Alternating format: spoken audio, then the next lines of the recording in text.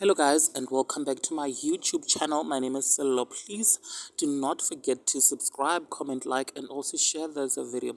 Criminal Thabo Bester has refused to eat prison food, citing that he is afraid that he will be poisoned and killed while in prison during his court appearance on Friday. You guys, well, it turns out that he might have been telling the truth or correct, as it has been revealed by the patriotic leader Gayton McKenzie that Thabo is already a dead man walking.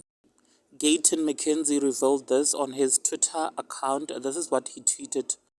Thabo Bester is already a dead man. He will be stabbed by a prisoner. He is a walking ATM in jail for the 26 gang.